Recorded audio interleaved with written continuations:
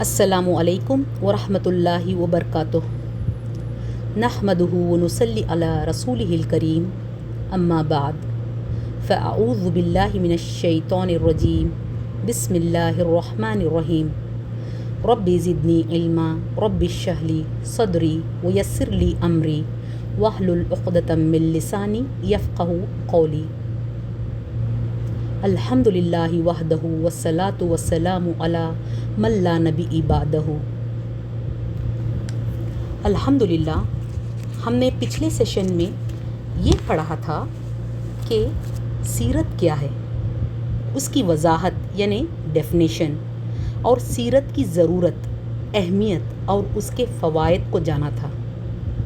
انشاء اللہ تعالی آج ہم عرب کی قوموں اور ادیان و مذاہب یعنی عرب کے ریلیجنس اینڈ ٹرائبس کے بارے میں جانیں گے، اور اس کے بعد آخر میں ہم اپنے عمل کے لیے نقطے نکالیں گے، یعنی ہم یہ دیکھیں گے کہ اس میں سے کون سے بہت ہی ضروری پوائنٹس پک کر کے ان کو ہماری زندگی میں انفیوز اینڈ امپلیمنٹ کس طرح کریں باذن اللہ تعالی۔ عرب کی تاریخ جاننے سے پہلے ہمیں اس کی قدیم تاریخ کے ماخذ یعنی اس کے سورس کے بارے میں جاننا ضروری ہے کہ اس تاریخ کا ذریعہ یا اس کا سورس کیا ہے، یعنی ہمیں اس تاریخ کے بارے میں کس طرح پتہ چلتا ہے۔ عرب کی تاریخ، عرب کی ہسٹری کا پہلا سورس جو ہے وہ ہے زمانہ جہالت کی بعض کتابیں جو سلاطین ہیرا کی کتب خانے یعنی عراق کے شہر ہیرا کے سلطانوں کی لائبریری میں محفوظ تھیں، جو ابن ہشام کے ہاتھ آئیں۔ اس تاریخ کا دوسرا ذریعہ، دوسرا سورس جو ہے وہ ہے زبانی روایتیں یعنی اورل نیریشنز، جو عربس میں قدیم زمانے سے چلتی آ رہی تھی، کیونکہ عربس کا حافظہ نہایت قوی تھا، کافی اسٹرانگ تھا، یہاں تک کہ آج اشعار جاہلیت کا جو وسیع ذخیرہ موجود ہے، اسلام کے زمانے تک زبانی ہی نیریٹ ہوتا چلا آتا رہا۔ اس بنا پر عرب کی قدیم تاریخ کا کافی سرمایہ محفوظ تھا۔ عرب کی قومیں جو مٹ چکی تھیں، جیسے کہ عاد، ثمود، قوم لوط، اصحاب الایکہ وغیرہ، ان کے متعلق بھی اس قدر تاریخی روایات محفوظ تھیں کہ عرب کا بچہ بچہ انہیں جانتا تھا۔ ان کے ذریعے ہسٹورینز نے، مورخین اسلام نے عرب کی قدیم تاریخ پر کئی کتابیں لکھی۔ ان دو کے علاوہ تیسرا سورس جو ہے وہ زمانہ جہالت کے اشعار ہیں۔ ان اشعار میں اکثر سلاطین سلطان کی جمع ہے، قوموں یعنی ریلیجنز اور امارات عرب کا ذکر ملتا ہے۔ عرب کی قدیم تاریخ کا ایک اہم سورس یورپ کے قدیم تصانیف ہیں یعنی اولڈ یورپین لٹریچر۔ اس کے علاوہ ایک اور اہم سورس جو ہے وہ عرب کی قدیم اور ویران شدہ عمارتوں کے کتبات یعنی انسکرپشنز جو خادمین اسلام نے دریافت کیے۔ لہٰذا ان 5 سورسز کے ذریعے عرب کی قدیم تاریخ ہم تک پہنچتی ہے۔ اچھا، تو اب ہم عرب کے اقوام و قبائل یعنی ریلیجنز اینڈ ٹرائبس کے بارے میں جانیں گے انشاءاللہ۔ مورخین عرب یعنی کہ عرب کے ہسٹورینز نے عرب کے اقوام و قبائل کو 3 حصوں میں ڈیوائڈ کیا ہے۔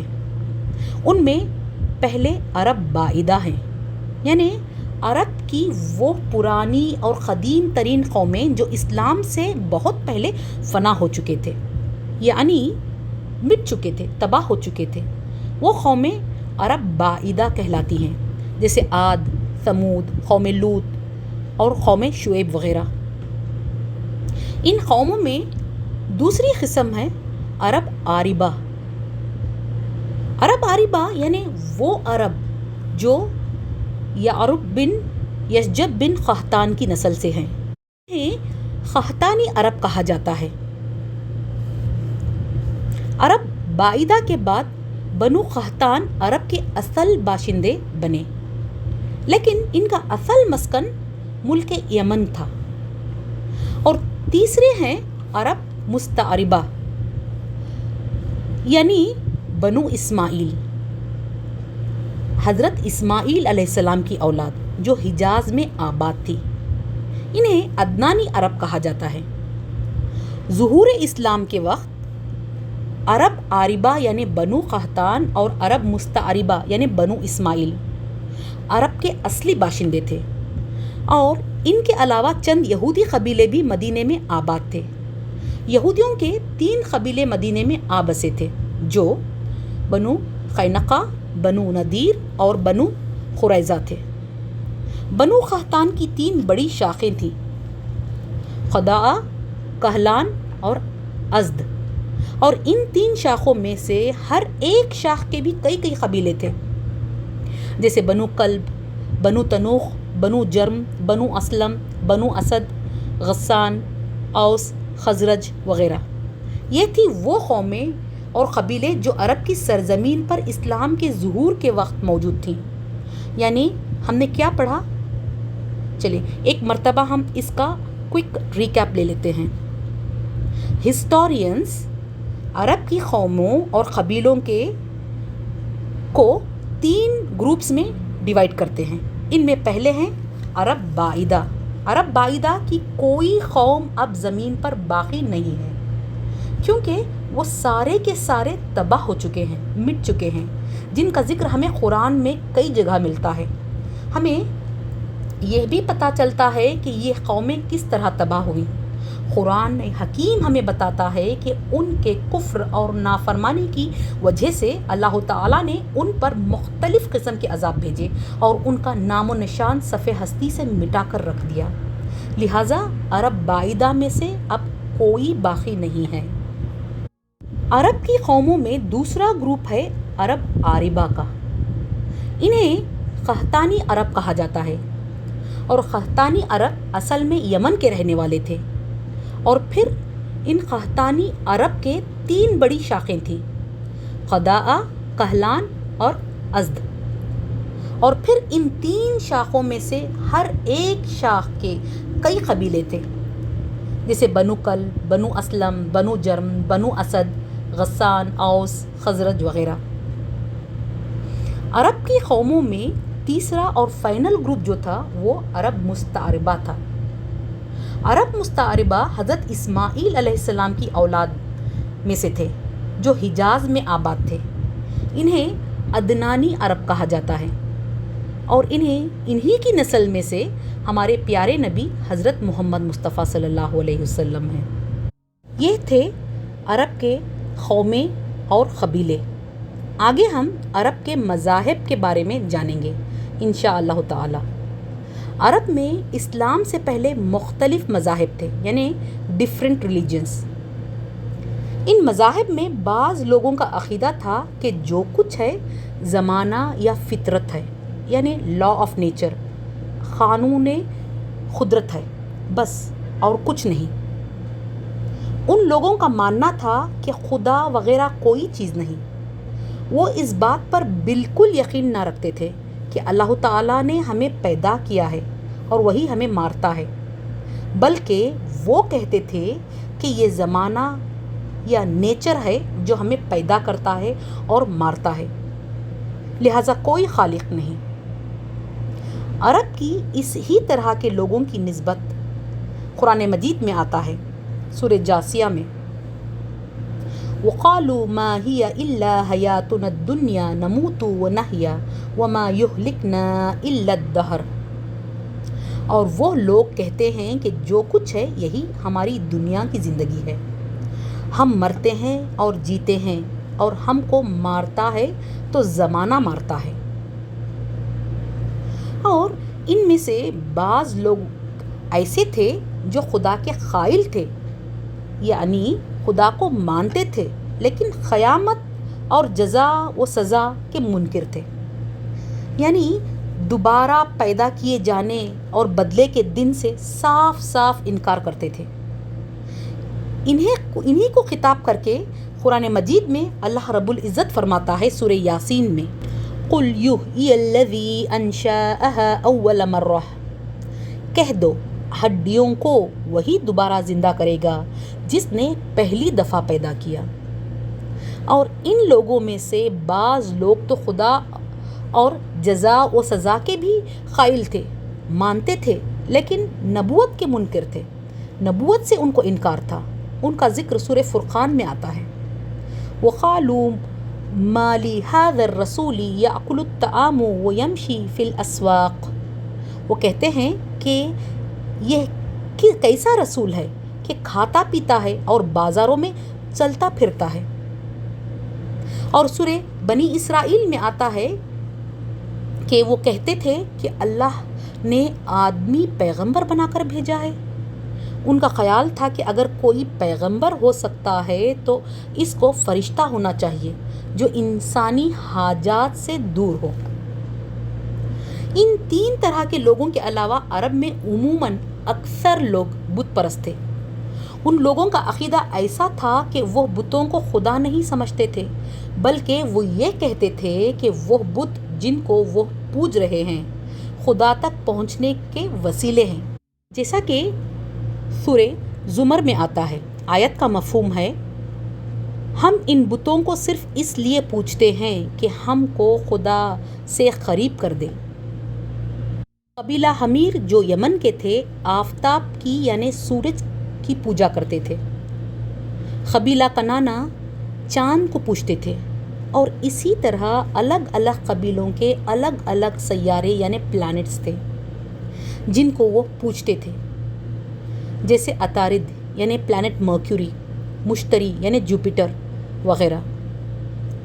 قبیلے بنو ثقیف بت لات کو پوجتے تھے جو طائف میں نصب تھا۔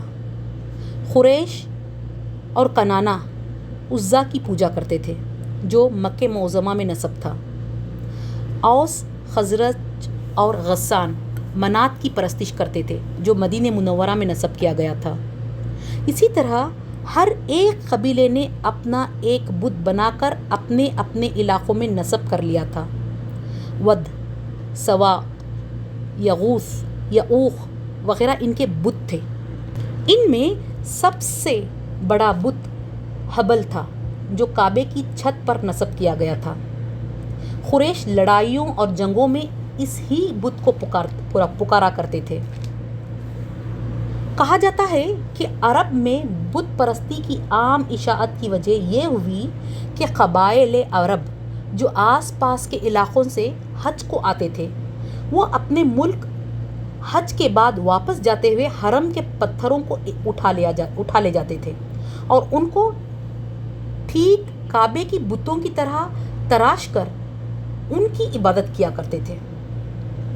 عرب کے لوگ تقریباً سب کے سب بت پرست تھے، لیکن اس کے ساتھ یہ اعتقاد ان کے دل سے کبھی نہیں گیا کہ اصلی خدائے برتر اور تمام عالم کا خالق اللہ ہے۔ قرآن حکیم میں انہی کے بارے میں اللہ تعالیٰ فرماتا ہے، سورہ عنکبوت میں آتا ہے، آیت کا مفہوم ہے، اور اگر ان لوگوں سے، کافروں سے پوچھو کہ آسمان اور زمین کو کس نے پیدا کیا اور چاند اور سورج کو کس نے تابعدار بنا رکھا ہے تو بول اٹھیں گے کہ اللہ۔ پھر کدھر بہکے جا رہے ہیں؟ پھر جب یہ کشتی میں سوار ہوتے ہیں تو اللہ ہی کو خلوص کے ساتھ پکارتے ہیں، پھر جب اللہ ان کو نجات دے کر خشکی کی طرف پہنچا دیتا ہے تو شرک کرنے لگتے ہیں۔ یعنی مشرکین عرب بے شک بتوں کو پوجتے، لیکن جب وہ کسی مصیبت میں ہوتے تو وہ اللہ تعالیٰ ہی کو پکارتے تھے، کیونکہ وہ جانتے تھے کہ مصیبت اور پریشانیوں سے بچانے والا صرف اور صرف اللہ تعالیٰ ہی ہے۔ وہ بتوں کو اس لیے پوجتے تھے کیونکہ ان کا ماننا تھا کہ وہ ان کو اللہ تعالیٰ سے قریب کرتے ہیں۔ بتوں کی پرستش کے علاوہ یہ لوگ بتوں کے پاس مجاور بن کر بیٹھتے تھے، انہیں زور زور سے پکارتے اور اپنے حاجات و مشکلات کو دور کرنے کے لیے ان سے فریاد اور التجائیں کرتے۔ وہ سمجھتے تھے کہ وہ اللہ سے ان کی سفارش کر کے ان کی مرادوں کو پوری کرا دیں گے، اور پھر وہ ان بتوں کا حج و طواف کرتے اور انہیں سجدہ بھی کرتے تھے۔ ان بتوں کے لیے نذرانے اور قربانیاں پیش کرتے۔ کبھی وہ ان بتوں کے آستانوں پر جانور ذبح کرتے، یا پھر وہ کسی بھی اور جگہ بھی اگر ذبح کرتے تو ان بتوں کے نام پر ذبح کرتے تھے۔ اسی بنا پر قرآن مجید میں اللہ تعالیٰ ان دونوں طریقوں کا ذکر کرتے ہوئے اس سے منع کیا ہے۔ مشرکین عرب کا بتوں سے قریب ہونے کا ایک طریقہ یہ بھی تھا کہ وہ اپنے کھیتوں کی پیداوار میں سے اور اپنی جانوروں میں سے ایک حصہ بتوں کے نام پر خاص کر دیتے تھے۔ انہی جانوروں میں بحیرہ، سائبہ، وسیلہ اور حامی تھے۔ ان کو وہ اپنے بتوں کے نام پر آزاد چھوڑ دیتے تھے۔ اس طرح کے جانوروں پر نہ وہ سواری کرتے تھے، نہ ان کے بال کاٹے جاتے تھے، اور نہ ہی ان کا دودھ استعمال کیا جاتا۔ ان جانوروں کے بچے ہوتے تو ان کا کان چیر دیا جاتا اور پھر ان بچوں کو بھی آزاد چھوڑ دیا جاتا۔ اس کے علاوہ مشرکین عرب ازلام یعنی فال کے تیر بھی استعمال کرتے تھے۔ ازلام ظلم کی جمع ہے، اور ظلم اس تیر کو کہتے ہیں جس میں پر نہ لگے ہوں۔ اس طرح کے تیر وہ سفر اور نکاح جیسے کاموں کے لیے استعمال کرتے تھے۔ اگر فال کے تیر میں ہاں نکلتا تو وہ اپنا کام کر لیتے، اور اگر نہیں نکلتا تو سال بھر کے لیے ملتوی کر دیتے، اور آئندہ سال پھر فال نکالی جاتی تھی۔ مشرکین عرب کاہنوں اور نجومیوں کی خبروں پر بھی ایمان رکھتے تھے، یعنی سوت سیئرز اور ایسٹرولوجرز پر ایمان رکھتے تھے۔ اس کے علاوہ مشرکین عرب میں بدشگونی کا بھی رواج تھا۔ یہ لوگ کسی چڑیا یا ہرن کے پاس جا کر اسے بھگاتے تھے، پھر اگر وہ دائیں جانب بھاگتا تو اسے اچھائی اور کامیابی کی علامت سمجھ کر اپنا وہ کام کر لیتے، اور اگر وہ بائیں جانب بھاگتا تو اسے نحوست کی علامت سمجھ کر اپنا کام کرنے سے باز رہتے۔ اسی طرح اگر کوئی چڑیا یا جانور راستہ کاٹ دیتا تو اسے بھی منحوس سمجھتے۔ بعض دنوں، مہینوں، جانوروں، گھروں اور عورتوں کو منحوس سمجھتے تھے، اور روح کے الو بن جانے کا عقیدہ رکھتے تھے۔ یعنی ان کا عقیدہ تھا کہ جب تک مقتول کا بدلہ نہ لیا جائے اس کو سکون نہیں ملتا، اور اس کی روح الو بن کر بیابانوں میں بھٹکتی رہتی ہے، اور جب اس کا بدلہ لے لیا جاتا ہے تو اسے راحت اور سکون حاصل ہو جاتا ہے۔ مشرکین عرب کے علاوہ عرب میں جو دوسرے مذاہب، دوسرے ریلیجنز موجود تھے وہ تھے نصرانیت، یہودیت اور مجوسیت، یعنی عیسائی، یہودی اور مجوسی بھی ان بت پرستوں کے علاوہ عرب کی سرزمین پر بسے ہوئے تھے۔ نصرانیت کو عرب میں اس قدر ترقی ہو چکی تھی کہ مکہ معظمہ میں نصارہ موجود تھے۔ مثلاً ورقہ بن نوفل حضرت ختیجہ رضی اللہ عنہا کے چچا زاد بھائی تھے، جو عبرانی زبان میں یعنی ہبریو میں انجیل لکھتے تھے۔ ان کے علاوہ اور بھی کئی لوگ تھے جنہوں نے ملک شام جا کر نصرانیت یعنی کرسچینٹی کی تعلیم پائی تھی۔ حمیر، بنو کنانا، بنو حرس بن کعب، کندہ، یہ سب قبیلے یہودی تھے۔ مدینہ منورہ میں یہود نے اپنا پورا غلبہ پا لیا تھا، اپنا پاور جما کر رکھا تھا۔ تورات کی تعلیم کے لیے انہوں نے کئی درسگاہیں قائم کر رکھی تھیں، جن کو وہ بیت المدارس کہتے تھے۔ قلعہ خیبر کی تمام آبادی یہودی تھی۔ امراء القیس کا مشہور شاعر سموئیل، جس کی وفاداری کی مثالیں آج تک عرب میں دی جاتی ہیں، وہ یہودی تھا۔ اہل کتاب کی روایتیں مکے میں اس قدر مشہور ہو چکی تھیں کہ جب رسول اللہ صلی اللہ علیہ وسلم پر قرآن شریف نازل ہوتا تھا اور اس میں بنی اسرائیل کے واقعات بیان کیے جاتے تھے تو کفار مکہ بدگمانی کرتے تھے کہ کوئی یہودی یا عیسائی آپ کو یہ سب سکھاتا ہے۔ سورہ نحل میں آتا ہے، وَلَقَدْ نَعْلَمُ أَنَّهُمْ يَقُولُونَ إِنَّمَا يُعَلِّمُوهُ بَشَرٌ، اور ہم جانتے ہیں کہ وہ یہ کہتے ہیں کہ محمد کو کوئی آدمی سکھاتا ہے۔ عرب کے دیگر مذاہب میں مذہب حنیفی بھی شامل تھا۔ مذہب حنیفی یعنی دین ابراہیمی، ابراہیم علیہ السلام کا دین، اگرچہ کہ یہ مذہب شرک آلود ہو گیا تھا، یہاں تک کہ خانہ کعبہ میں بتوں کی پرستش ہوتی تھی، لیکن یہ بالکل فنا نہیں ہوا تھا۔ عرب میں کہیں کہیں ایسے لوگ تھے جو دین ابراہیمی پر قائم تھے۔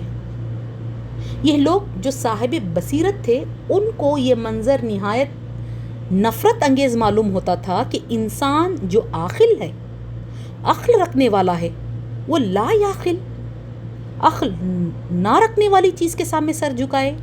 ابن اسحاق لکھتے ہیں کہ ایک دفعہ کسی بت کے سالانہ میلے میں ورقہ بن نوفل، عبداللہ بن جہش، عثمان بن حوارث اور زید بن عمرو بن نفیل شریک تھے۔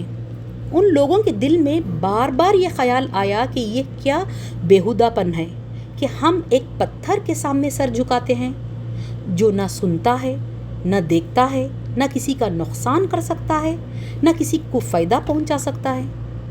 یہ چاروں قریش خاندان سے تھے۔ زید بن عمرو بن نفیل دین ابراہیمی کی تلاش میں ملک شام گئے۔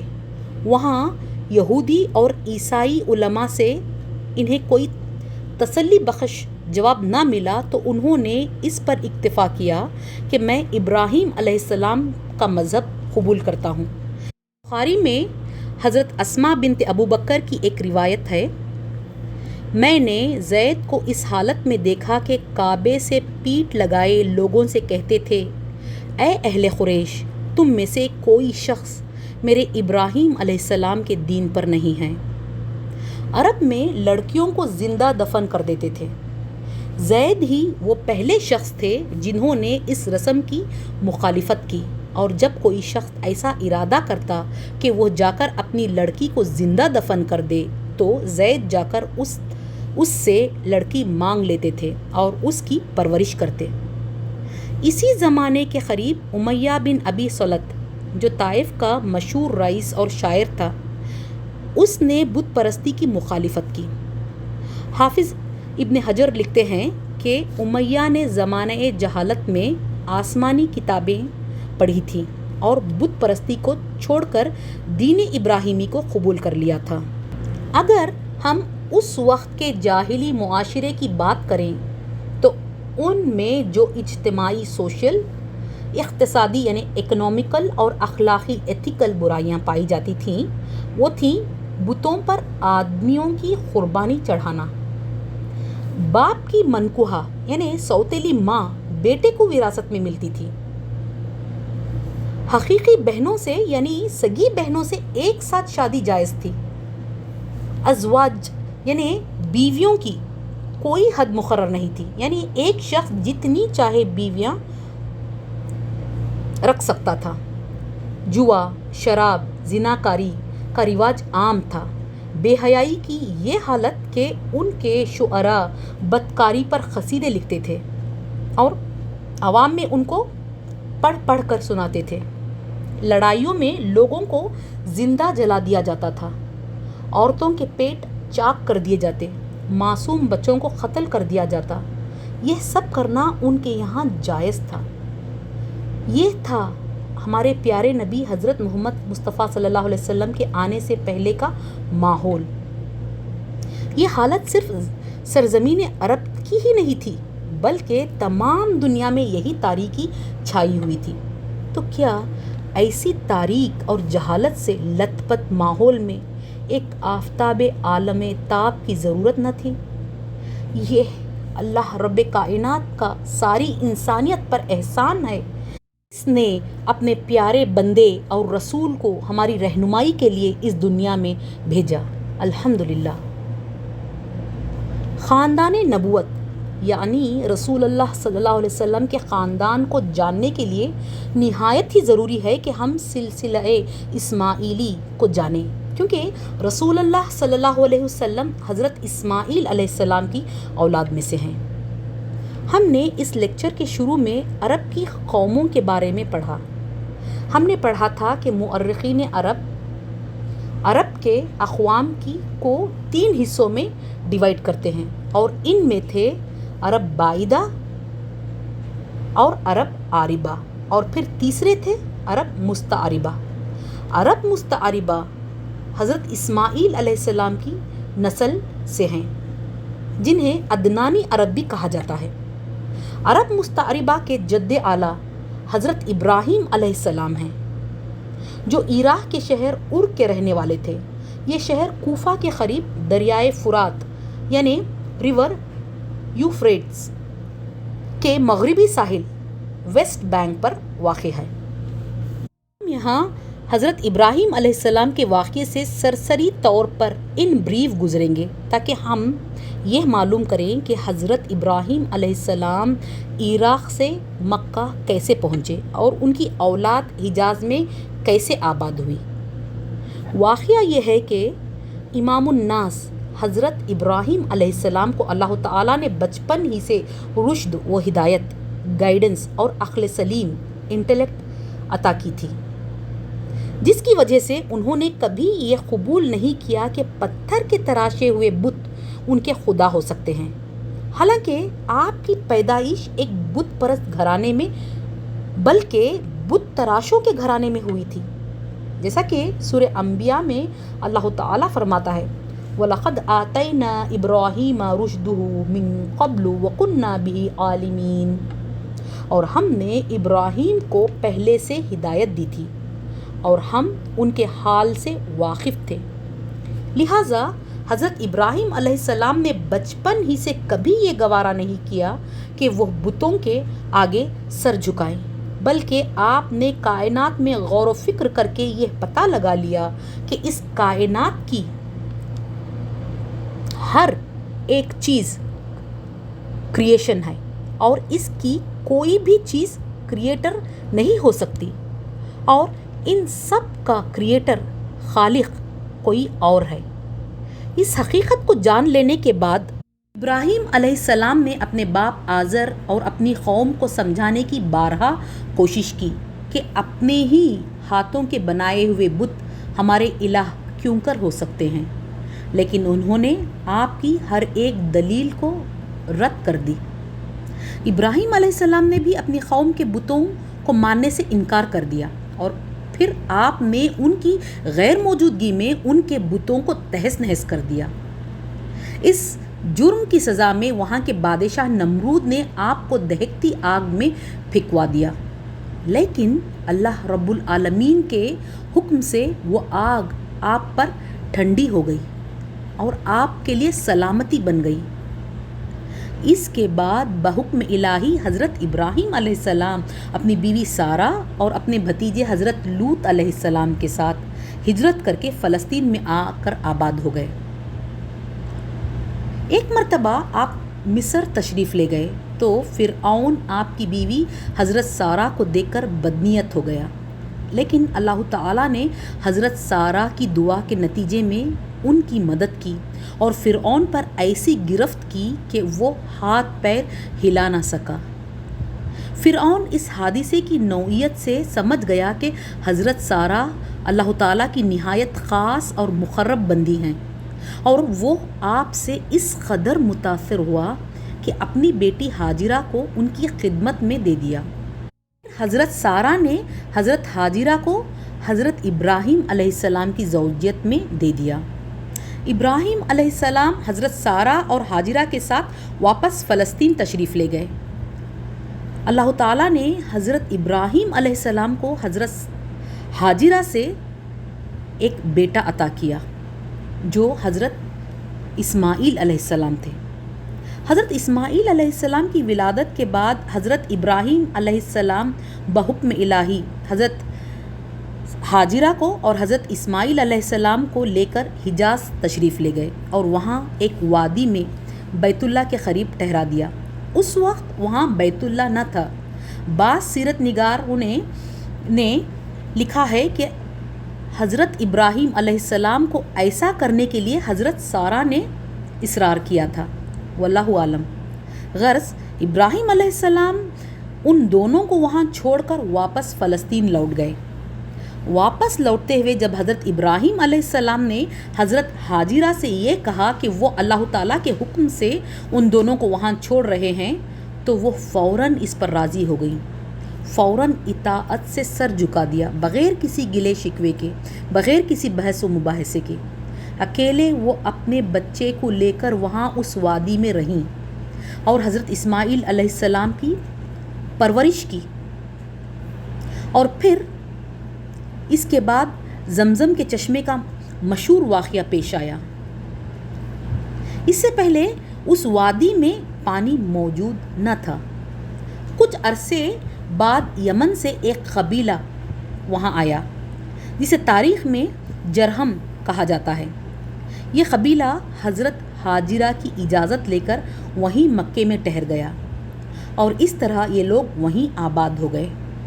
حضرت ابراہیم علیہ السلام اکثر ان دونوں کی خیریت دریافت کرنے کے لیے فلسطین سے مکہ آیا کرتے تھے۔ ایک دفعہ جب ابراہیم علیہ السلام ان دونوں سے ملنے گئے، جب حضرت اسماعیل علیہ السلام کی عمر تقریباً 10 یا 12 سال کی ہوگی، تو ابراہیم علیہ السلام نے خواب دیکھا کہ وہ اپنے بیٹے کو قربان کر رہے ہیں۔ اور یہ بات معلوم رہے کہ پیغمبروں کے خواب سچے ہوتے ہیں۔ دراصل اللہ تعالیٰ آپ کو آزما رہا تھا۔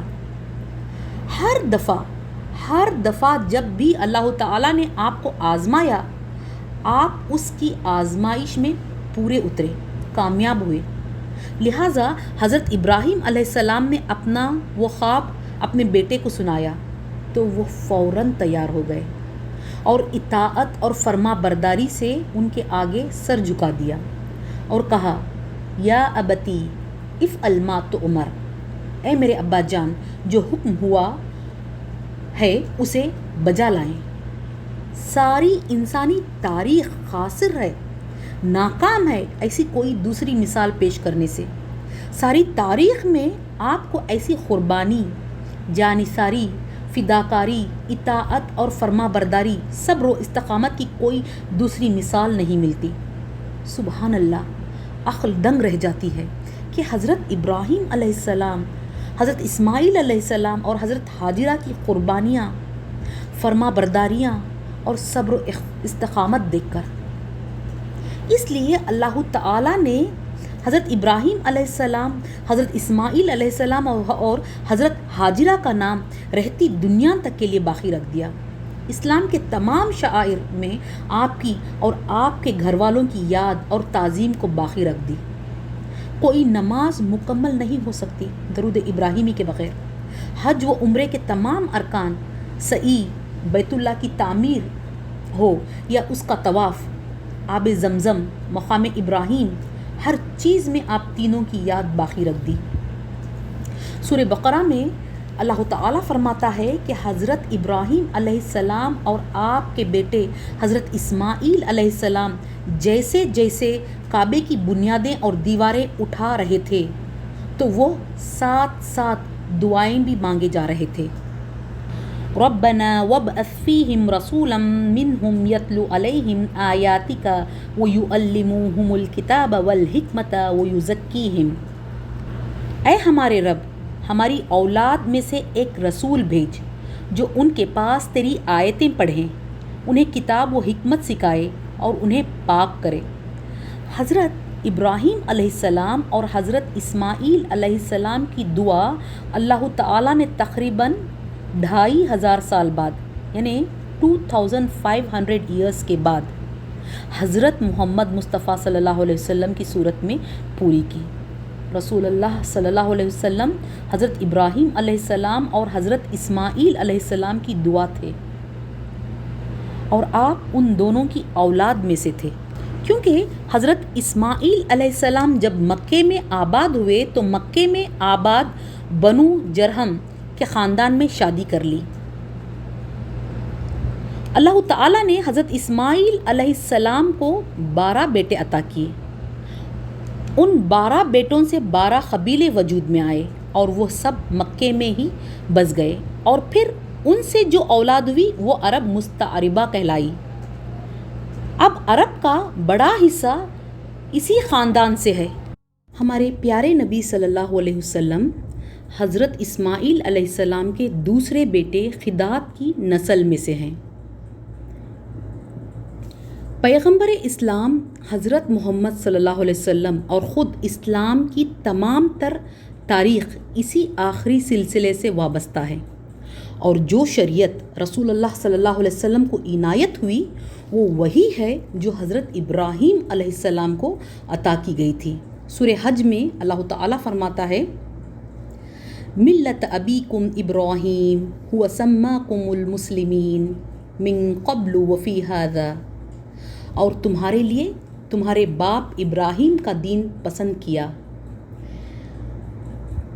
اس سے پہلے، یعنی پہلی کتابوں میں تمہارا نام مسلمان رکھا تھا اور اس کتاب میں بھی۔ یہ آیت اس بات کی دلیل ہے کہ رسول اللہ صلی اللہ علیہ وسلم کو جو شریعت عطا کی گئی تھی وہ وہی تھی جو حضرت ابراہیم علیہ السلام کو عطا کی گئی تھی۔ اس سے پچھلے کے لیکچر اور اس لیکچر سے اب ہم اپنے عمل کے لیے کچھ پوائنٹس ڈھونڈیں گے، اور انشاء اللہ تعالی ہم اس پر عمل کرنے کی کوشش کریں گے۔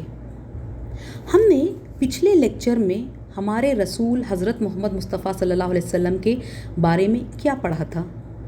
ہم نے یہ دیکھا کہ آپ دینوی اور دنیاوی دونوں اعتبار سے both religious and secular levels پر انتہائی کامیاب تھے، سپریملی سکسیسفل تھے۔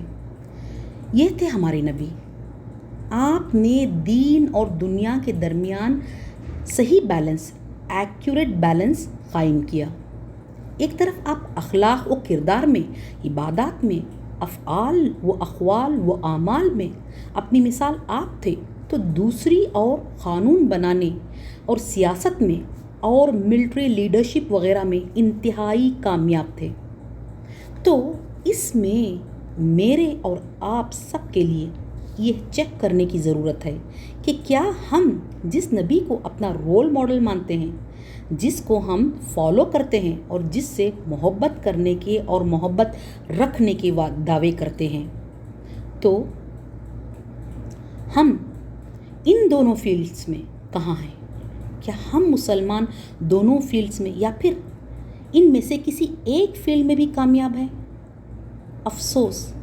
افسوس ہم پر، ہم امت محمدیہ آج نہ دینی اعتبار سے کامیاب ہیں اور نہ ہی دنیاوی اعتبار سے۔ ہم میں اپنے نبی کی کوئی صفت نہیں، کوئی کوالٹی نہیں، اور نہ ہم اپنے نبی کی کسی سنت کو اختیار کرتے ہیں، تو ہم کیوں کر کامیاب ہو سکتے ہیں؟ ہماری تاریخ گواہ ہے کہ مسلمانوں نے جب تک رسول اللہ صلی اللہ علیہ وسلم کی تعلیمات پر عمل کیا اور آپ کو اپنا رول ماڈل بناتے ہوئے آپ کے اصولوں پر چلے اور دین کو مضبوطی سے تھامے رہے، تو وہ نہ صرف دنیا کے ہر میدان پر چھائے رہے بلکہ دنیا کی 1/3 یعنی تقریباً 1/2 to 1/3 of the known world پر ان کی حکومت رہی۔ آج جو بھی علم ہمارے پاس ہے اس کے اصلی بانی، ریئل فاؤنڈر مسلمان ہیں۔ Mathematics, science, medicine, astronomy, surgery, optics, astro physics, chemistry, anatomy, physiology, آپ نام لو کسی برانچ آف سائنس کا، اس کے فاؤنڈرز مسلمان ہیں۔ Hospitals, universities, operation theatres, surgery اور سرجری کے تمام ایکوپمنٹس، ایئر کرافٹس کا ارلی ماڈل سے لے کر کارپیٹس، شیمپو، واش رومز، کافی اور یہاں تک کہ ٹوتھ برش مسلمانوں کے ڈسکوریز اور انوینشنز ہیں۔ اتنی ترقی مسلمانوں نے کیسے کی؟ حیرت ہوتی ہے نا۔ یہ سب انہوں نے اپنے دین کو تھامے رہنے کی وجہ سے کیا۔ ان کے پاس علم تھا، اللہ کی کتاب تھی اور رسول اللہ صلی اللہ علیہ وسلم کی دی ہوئی تعلیم و تربیت تھی، کیونکہ اللہ کے رسول نے فرمایا، حدیث کا مفہوم ہے، میں تمہارے درمیان 2 چیزیں چھوڑے جا رہا ہوں، میرے بعد اگر تم اس کو تھامے رہو، کبھی گمراہ نہ ہوگے۔ ایک اللہ کی کتاب اور دوسرا میری سنت۔ لیکن آج ہم مسلمانوں کو نہ دین کی قدر ہے اور نہ ہم دنیا کے کسی معاملے میں صحیح ہیں۔ ہم نے نہ علم کی قدر کی اور نہ وقت کی، اور علم اور وقت نے ہماری قدر کرنا تو کیا ہمیں کہیں کا نہ چھوڑا۔ ہم نے اپنے اسلاف کی صدیوں کی محنت، عزت و وقار کو چند برسوں میں کھو دیا، جس کی وجہ سے ہم آسمان سے منہ کے بل زمین پر آ گرے۔ گوا دی ہم نے جو اسلاف سے میراث پائی تھی، ثریا سے زمین پر آسمان نے ہم کو دے مارا۔ ہمیں ضرورت ہے دین اور دنیا کے درمیان ایک پراپر بیلنس قائم کرنے کی، اپنے دین کو تھامنے کی، علم میں آگے آنے کی، اپنے بھولے ہوئے تعلیمات کو اپنانے کی۔ اس کے علاوہ آج کے لیکچر میں ہمارے عمل کے لیے جو پوائنٹ ملتا ہے وہ ہے حضرت ابراہیم علیہ السلام، حضرت اسماعیل علیہ السلام اور حضرت ہاجرہ کی اطاعت، فرما برداری، صبر و استقامت کا۔ حضرت ابراہیم علیہ السلام کو اللہ تعالیٰ نے جب کبھی آزمایا، آپ اس میں کھرے اترے۔ ابراہیم علیہ السلام کے صفات، کوالٹیز میں اللہ تعالیٰ کی معرفت، یعنی اللہ تعالیٰ کی پہچان، آپ کی ذہانت، انٹلیکٹ، ظالم اور جابر بادشاہوں کے آگے تبلیغ دین کا طریقہ، اللہ تعالیٰ کے حکم کے آگے اپنی ہر عزیز چیز کی قربانی، سخت ترین امتحان میں صبر و استقامت یعنی پیشنس اینڈ اینڈیورنس شامل ہیں۔ آپ کی ہر ایک خوبی کی ایک داستان ہے، اور ہم گھنٹوں آپ کی ایک ایک خوبی پر بات کر سکتے ہیں۔ آپ کی زندگی میں ہمارے عمل کے لیے غیر معمولی ایکسٹراڈینری اسباق موجود ہیں۔ آپ کا کردار مسلمانوں کے لیے انمول نمونہ ہے۔ ابراہیم علیہ السلام کی پوری زندگی ہمارے لیے ایک نمونہ ہے، ایک ایگزامپل ہے۔ قرآن حکیم میں کئی جگہ پر آپ کی تعریف ملتی ہے، اور اللہ تعالیٰ نے آپ کو کئی القاب ٹائٹل سے نوازا ہے۔ خلیل اللہ، اللہ کا دوست، حلیم، برداشت کرنے والا، اوّاہ منیب، نرم دل والے اور رجوع کرنے والے، صدیق النبیہ، بڑی سچائی والے۔ واقعی حضرت ابراہیم علیہ السلام کی ذات ہر لحاظ سے مثال ہے، اور آپ کی شخصیت کامل مکمل انسان کا نمونہ ہے۔ اسی لیے علامہ اقبال نے کہا تھا، آج بھی ہو جو براہم کا ایماں پیدا، آگ کر سکتی ہے انداز گلستاں پیدا۔ ہم مسلمانوں کے موجودہ تمام مسائل کی اصل وجہ ہمارا کمزور اور کھوکھلا ایمان ہے، جس کی وجہ سے ہم دین سے دور ہو گئے ہیں۔ اگر ہم اپنے ایمان میں مضبوطی پیدا کرنا چاہتے ہیں تو ہمیں اپنے رب کو جاننا ہوگا، اس کو پہچاننا ہوگا۔ ہمیں ضرورت ہے اپنے خالق کی اور پلٹنے کی، اور اس سے توبہ و استغفار کرنے کی، اور اس سے ہدایت مانگنے کی۔ اس کے علاوہ حضرت اسماعیل علیہ السلام کے کردار سے ہمیں سیکھنے کے لیے جو چیز ملتی ہے وہ یہ کہ ان کی اپنے والد سے فرما برداری اور اپنے والد کا احترام۔ اسماعیل علیہ السلام جس طرح اپنے والد کا احترام کرتے ہیں اور ان کے خواب کا احترام کرتے ہوئے جس طرح اطاعت سے فوراً اپنا سر جھکا دیتے ہیں، یہ قابل رشک ہے۔ ہمیں یہاں حضرت اسماعیل علیہ السلام کے بلند کردار میں حضرت ہاجرہ کی پرورش اور تربیت جھلکتی ہے۔ حضرت ہاجرہ نے ایک اکیلے ایز اے سنگل پیرنٹ حضرت اسماعیل علیہ السلام کی بہترین تربیت کی۔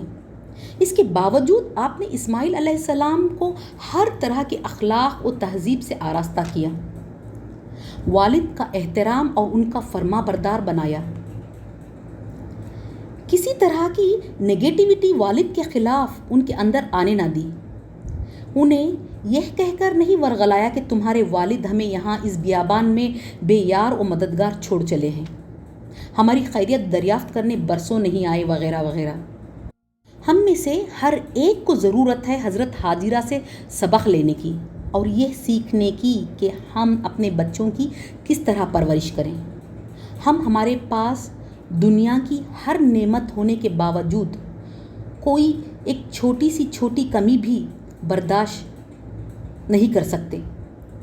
تو آپ سوچیں حضرت ہاجرہ کے پاس کیا تھا جب آپ کو حضرت ابراہیم علیہ السلام اس وادی میں چھوڑ گئے تھے؟ تھوڑا پانی اور چند کھجوریں، لیکن حضرت ہاجرہ کو اللہ رب کائنات پر مکمل بھروسہ تھا کہ اس کے حکم سے وہ وہاں لائی گئی ہیں، تو اللہ تعالیٰ ان کے لیے کافی ہے۔ اسے کہتے ہیں توکل۔ جب ہر طرف سے امید کے راستے بند ہو گئے ہوں، کوئی آسرا، کوئی سہارا نظر نہیں آ رہا ہو، ہر طرف گہرا اندھیرا ہو، پھر بھی بندہ اللہ تعالیٰ سے نا امید نہ ہوتے ہوئے بس اسی کی طرف ایک طرفہ ہو کر اپنی تمام امیدیں باندھے کہ میرا رب میرے ساتھ ہے اور وہ مجھے ہرگز رسوا نہیں کرے گا، یہ توکل ہوتا ہے۔ جب بندوں میں ایسا توکل ہو تو اللہ تعالیٰ کی مدد ضرور آتی ہے اور معجزے بھی ہوتے ہیں۔ ان ہستیوں کے ایسے ہی ایمان، توکل، استقامت، صبر اور قربانیوں کی وجہ سے ان کا اور ان کی اولاد کا نام اللہ تعالیٰ نے رہتی دنیا تک کے لیے باقی رکھ دیا۔ ایک اور اہم نقطہ آج کے اس سبق میں جو ہمیں ملتا ہے وہ یہ کہ اس سے ہمیں دعا اور اس کی اہمیت کے بارے میں پتہ چلتا ہے۔ اکثر لوگ کہتے ہیں کہ ہم دعائیں تو کرتے ہیں لیکن ہماری دعا قبول نہیں ہوتی۔ ہم نے یہاں دیکھا کہ حضرت ابراہیم علیہ السلام اور اسماعیل علیہ السلام نے جو دعائیں مانگی تھیں وہ 2500 سال بعد قبول ہوئی، اور وہ قبول بھی کتنے بہترین طریقے سے ہوئی۔ سبحان اللہ۔ اس سے ہم سب کو سبق ملتا ہے کہ ہم کبھی دعائیں مانگنا نہ چھوڑیں، ہر حال میں دعا مانگتے رہیں، اور خاص کر اپنے اولاد اور اپنی نسلوں کے لیے، ان کے دین میں استقامت کے لیے، ان کی بہترین زندگی اور شاندار آخرت کے لیے، ان کے خاتمہ بالخیر کے لیے ہمیں چاہیے کہ ہم دعائیں مانگیں۔